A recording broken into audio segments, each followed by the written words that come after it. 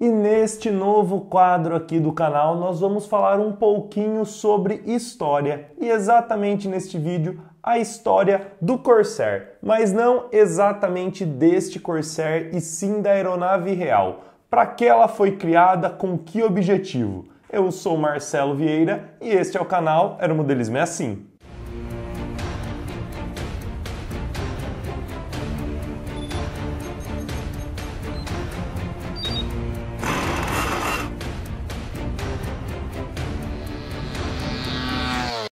E se você gosta do nosso canal e não quer perder nada do que nós postamos, aproveite também para nos seguir nas nossas outras redes sociais, Instagram, Facebook e também o nosso site que tem muita informação sobre o hobby, o aeromodelismoeassim.com. E antes de realmente começarmos a falar sobre o Corsair, eu queria fazer apenas uma observação. Como toda aeronave, principalmente aeronave de guerra, o Corsair teve várias versões. Então, assim, alguns dados que eu disser aqui podem ser relativos à primeira versão ou à última versão. Mas como este vídeo é informativo para você que gosta de história, para você que gosta de avião, isso eu acredito que não fará muita diferença, porque é um conhecimento geral sobre a aeronave.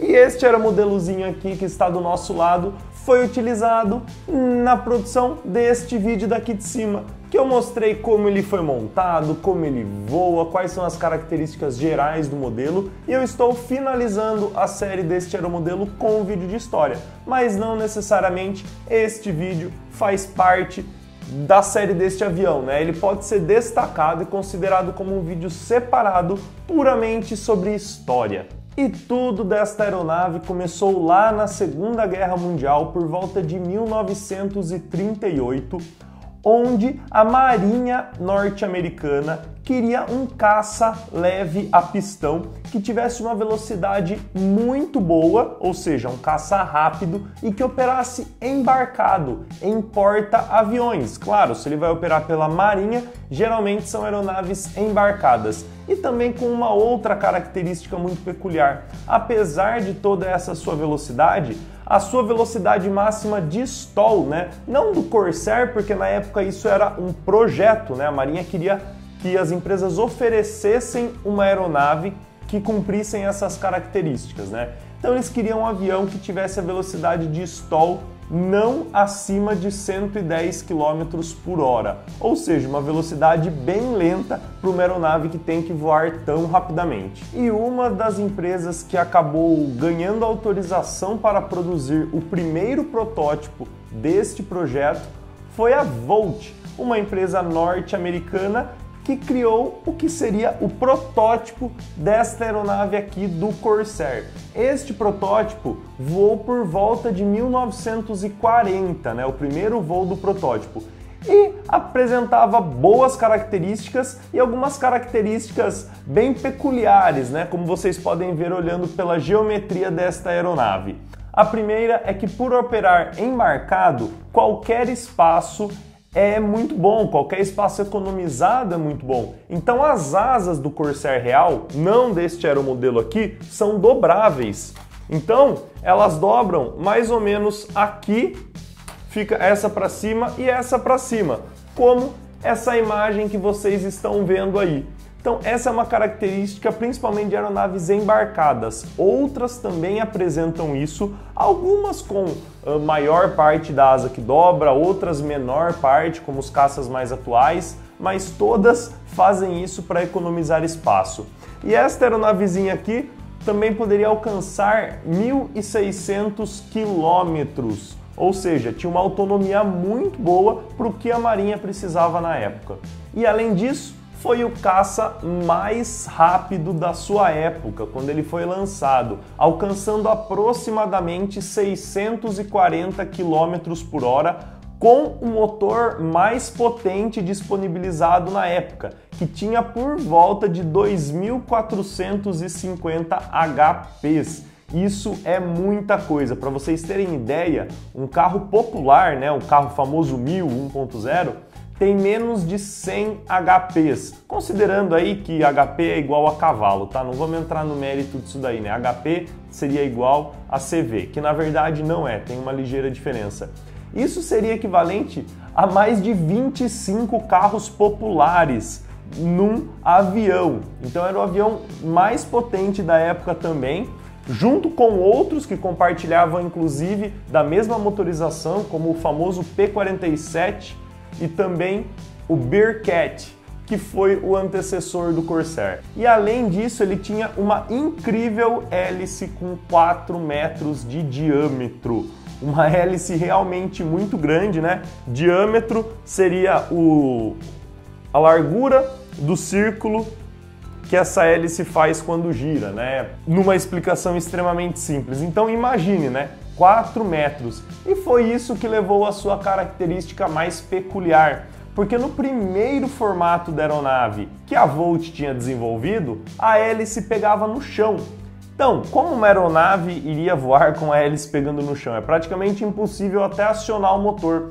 E os engenheiros tiveram algumas ideias, como prolongar o trem de pouso. Porém, isso não era viável, porque primeiro, por ser uma aeronave que iria operar embarcado, um trem de pouso muito grande deixaria mais instável, consequentemente mais frágil, né? Porque a alavanca feita na perna seria melhor.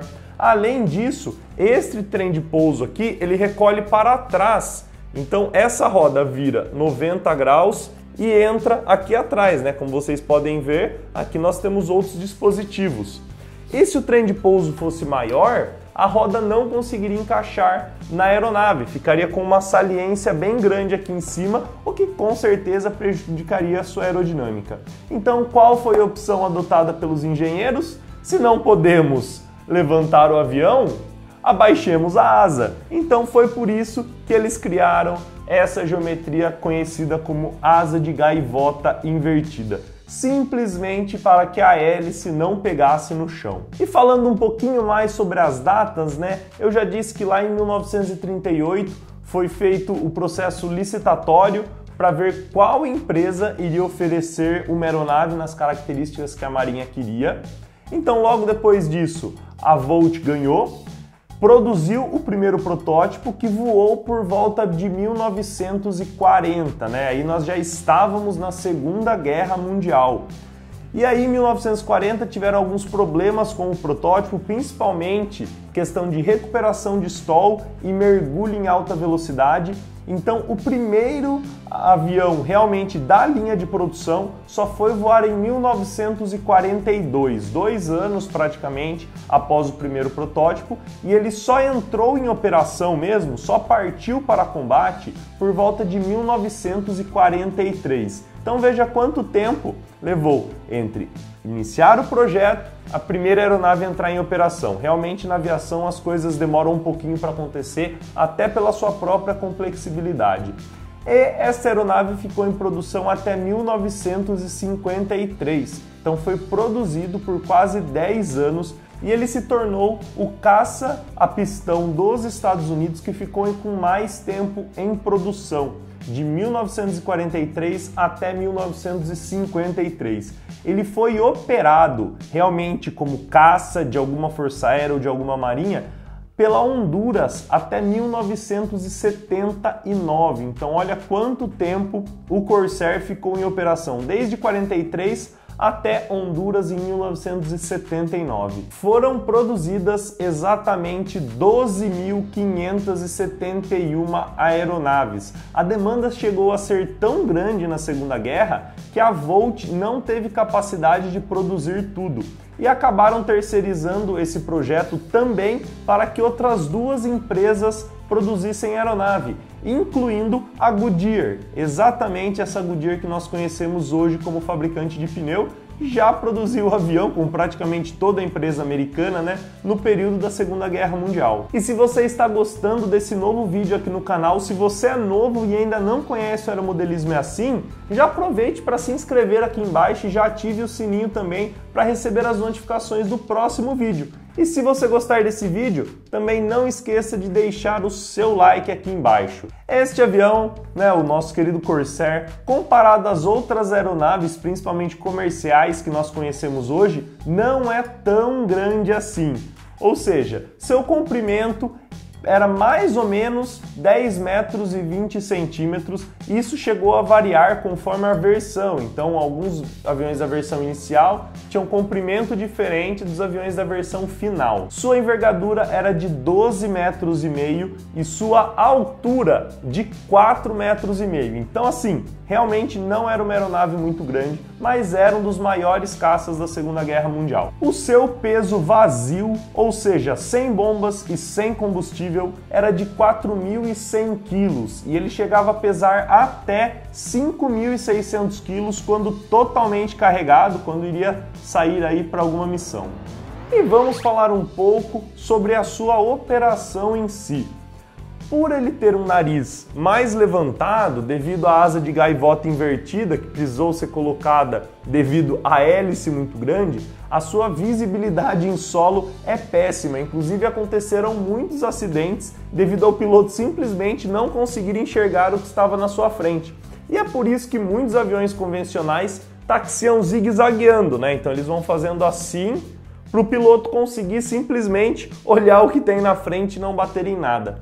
Porém, a sua visibilidade em voo era excelente, o que levou aí muitas aeronaves Corsair a derrubarem inúmeros caças japoneses. Inclusive para alguns pilotos japoneses que lutaram aí na frente do Pacífico, o Corsair era a melhor aeronave americana que operava no local. Então, realmente é uma excelente característica. Porém, ele também tinha uma outra característica que não era muito boa, que era quicar no pouso. E isso poderia ocasionar a falha no engate do cabo, porque para quem não conhece, aeronaves que pousam em porta-avião engatam num cabo a cauda, né? Então nós temos o hook, que é nada mais que a tradução de gancho, que fica aqui atrás da aeronave, como um ganchinho assim, que quando ela pousa no porta-avião, esse gancho engata numa corda e freia a aeronave. Isso é feito inclusive em porta-aviões até hoje para aeronaves de decolagem e pouso convencional.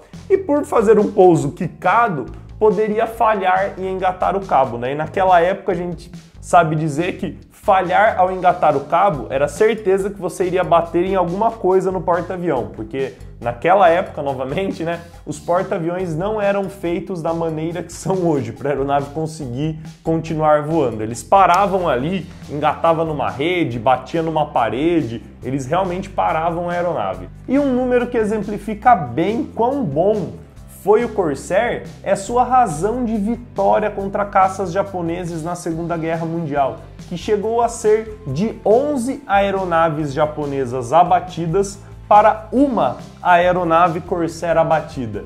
Então, realmente, 11 para 1 é uma proporção muito grande e que mostra quão melhor, quão superior no campo de batalha era o Corsair. E de nada adianta tudo isso se não couber muita arma e muita bomba para ser colocada numa aeronave como essa. Então, num primeiro momento, eram carregadas 6 metralhadoras .50 que posteriormente foram substituídos em algumas versões por 4 canhões 20 mm.